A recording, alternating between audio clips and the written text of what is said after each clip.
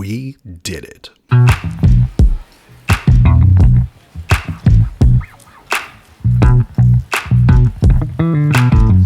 This video is sponsored by all of you. 2 long years of grinding out modern commentary videos. 2 years of listening to me do an impression of EA Sports. 2 long years of Turn 3 Tron being a tale as old as time. This past Saturday, I was traveling with our caravan of RCQ gamers from our sponsor Grove Warden Games to a local RCQ, and right as we walked into the store, boom, we hit 1,000 subscribers, the first big milestone of YouTube. This was initially just going to be a video about how this Badgermole Combo deck is real, and trust me, it still will be, but hitting the 1K subscriber amount this early this year is mind-blowing. You all really enjoyed and appreciated my What Should You Play in Modern video, and the response from that was incredible. So thank you to each and every one of you that have watched, commented, subscribed, and shared with a friend. Later in this video, I'll be asking you a question on future content, but for now, let's go over this incredible Badgermole Cub combo deck and the run it took me on. For this RCQ, I took a big risk and played a deck that was not on anyone's radar. To an extent, this list is elfless elves, though oddly there are in fact 2 elf cards in the deck, but the point is the same. I had a feeling that this tournament was going to see a downturn in Boros energy lists and paper in our general area, as people have been expressing frustration with the results with the deck. This is interesting considering online numbers still show the deck surging, but sometimes it is best to listen to players. I had also seen players have some positive results with Dimir Frog decks locally.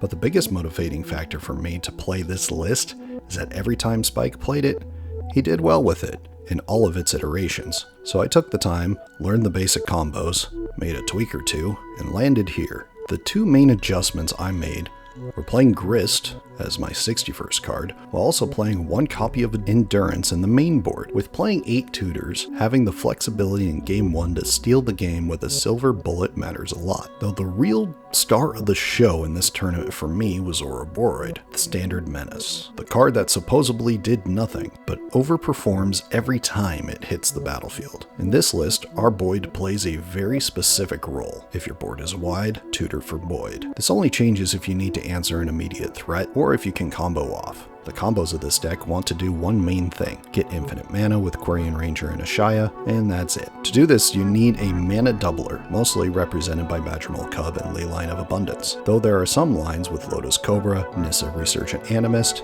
and Nissa Who Shakes the World. Nissa Who Shakes the World is very slow here, but the card can untap a land and make it a creature to continue making mana, so in some instances, it just does the job. But I would not keep a hand based on having Nissa. The other card you need to play is a mana dork of some sort. This can be an Earthbent land, an unsummoning sick Dryad Arbor, or Delighted Halfling.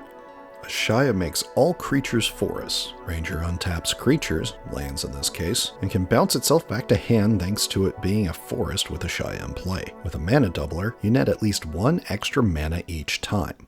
So, infinite mana. This can be paid off in a few ways, and I'm sure I'm missing a few combos here, so bear with me. Infinite mana plus Leyline of Abundance equals infinite counters to make an infinitely tall board. Infinite mana plus Nantuko equals infinite creatures. This can be what Nantuko is attached to eventually, or just insect tokens. Mana Dork, Dork, Tyvar, Ranger, Nantuko on Arbor, and a few lands will eventually equal infinite Dorks. 2 Cobras, Nantuko on Arbor, and a fetch land generally means you'll end up with infinite mana and arbors, and definitely infinite mana if you have Tyvar out. The more you play this deck, the more you realize there are other combos that you can possibly do, but really you want to keep the main thing here the main thing. Something you should definitely remember here is that you're an aggro deck that has combos. Get wide, they're going to kill your Dork. They're going to kill your Badgermole Cub. Remember that Tyvar is one of your best ways to fight through the early removal. Also, don't be afraid to play your Rangers. Even adding a couple extra mana here and there will let you play your hand. Generally, do not keep hands that do not have a mana doubler or a way to get one. Mana doublers are key to keeping up with the format as a whole for this deck. Also, you are an elfless elf deck. Sometimes you have to just find Craterhoof and win. From here, let's go over the results I had with the list. In round 1, we played against Dimir Frog. Dimir Frog has really made a comeback at the local level. Psychic Frog is still one of the best 2-drops in the format. The card advantage it gains when unchecked is pretty much unmatched in the format at the mana cost.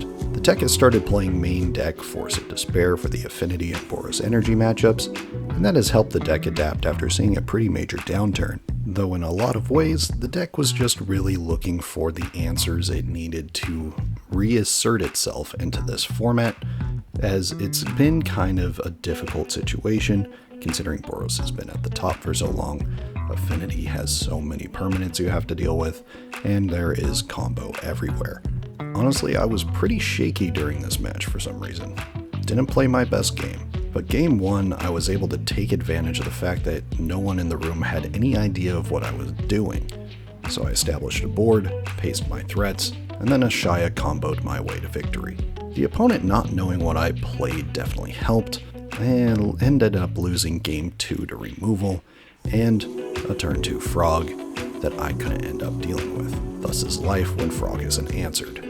If you let Psychic Frog hit you more than 3 times, and really more than twice, the deck has a very good chance of just finding the answers it needs thanks to the card draw off of Psychic Frog.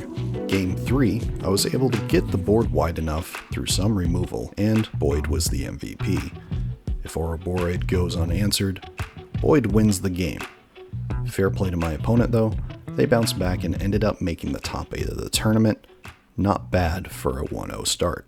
Round 2 versus Eldrazi Tron. Game 1 here was wild. Being that it was Tron, I tried to go for the early Dryad Arbors, assuming that they'd survive. Unfortunately, the Tron player decided to dismember and K-command my 2 Arbors, so I had to rely on Tyvar to get me out of it. I found a Nantuko, went wide enough, and out-aggroed them through a Karn and Liquid Metal Coating. Game 2 was able to Thoughtseize away their Devourer, and even got to Beseiju their Ugin's Labyrinth, getting rid of an imprinted Ulamog, which turned out to be critical.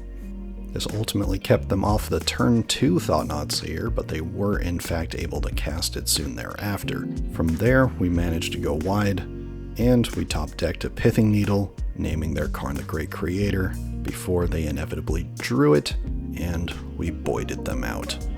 The Eldrazi Tron player was a great guy, and I appreciate playing against good Tron players. We were now sitting at 2-0, and had a shot to go 3-0 and draw into the top 8 thanks to there being 32 players in the tournament. I was not anticipating seeing 2 Dimir Frog decks in my first 3 games. However, this also meant there were at least 3 Dimir decks in the field, which was interesting considering its online results. Game 1 went wide with Tyvar and Tall with Ouroboros, and managed to attach Nantuko to Ouroboros as well, and got the win. Tyvar impressed me all day with the resilience it provided this deck. Game 2 lost to lots of removal and a Psychic Frog we couldn't deal with.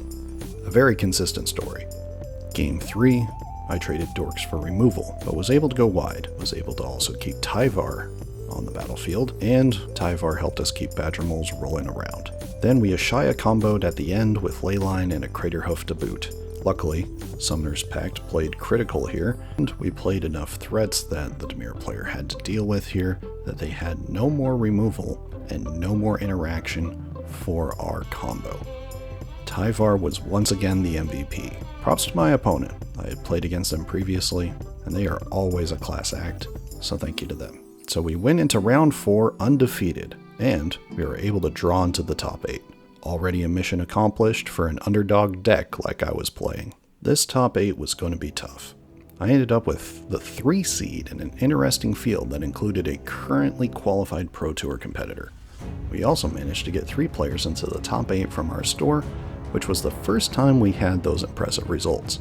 2 Dimir Frog decks made it up into the top 8. We also had 2 Is It Prowess players, or one that was at least on Teamer as a teammate splashing some green, a Living End player, the Pro Tour player was on Boros Energy, and I was on Badgermole Combo, and the other surprise top 8 player here was on Cosmo Thud Combo, which would be my matchup in round 1. To have the best shot of making it though, I was going to need to beat at least one of my deck's worst matchups in prowess or Boros energy on my side of the bracket. But first, we try to beat the most explosive new deck in the format. Luckily, I've had some experience playing against this list in paper, and at some point we will have a game or two of this list up on the channel. Ended up losing game 1 to the combo, as my hand ended up being a tad slow. After sideboard, I got to bring in Thoughtseizes and a couple more Ouroboros to try to speed my deck up. In game 1, I made a mental note, after seeing them exile a basic, that they may not be on that many, and Beseju could be very clutch here. Because of my slow hand in game 1, it didn't matter as much when I destroyed their land with Beseju. However, it might end up playing a bigger role later. Game 2, they stumbled, and I was able to get Ouroboros on the board quickly to run them over. Game 3, I had turn 2 Beseju available to me, and was able to target their land, and decided to go ahead and see if I could catch them with their one basic in hand after they mulliganed a few times. Shockingly, this worked quite well. They ended up stumbling, and as a consistent story through this tournament, Ouroboros finished the game out, and we were on to the top 4. All 3 of us from our team advanced, which meant no matter what, one person was going home with an invite, being as this was a 2-slot RCQ. Unfortunately, my night was about to come to an end.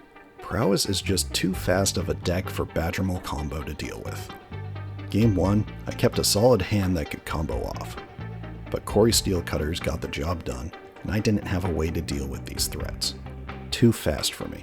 Our sideboard is generally geared to try to make the matchup better, but I can easily say that this is still quite the uphill battle. I managed to get a Mai onto the battlefield to try and punish their spells, but it was dealt with quickly. Ended up getting an Ouroboros onto the battlefield, and it just ate an unholy heat. Beseju'd their Corey Steelcutter even, but they had another at the ready. They then were able to establish a Slickshot show-off, and I had to rely on an Endurance that I got off of a Summoner's Pact to try and block the bird. But unfortunately, they had an answer to it, and the other dorks I had on the battlefield met a similar fate, and they attacked in for lethal. Thus is life, and congrats to them for qualifying. What a weekend. We hit 1,000 subscribers and managed to get 3 of our team into the top 4 of the RCQ we attended. I am eternally grateful to all of you that have supported the channel, and it is amazing how we have grown over these past 2 years. Be on the lookout for a video announcing a special merch release in the future in collaboration with our sponsor, Grove Warden Games. I am really excited about that one, and hope you guys will like it. Let us know in the comments below what type of content you guys would like to see in the future. Of course, I'm going to continue commentating over live gameplay here on the channel, but if you want to see more about other decks in the format, like my What Should You Play in Modern series, or more meta-analysis, sideboard guides even, which I am currently working on but is turning out to be quite the undertaking, or maybe you want to see us cover more of the RCQs that we attend locally. Let us know in the comments below. Thank you all again, and we will see you all next week.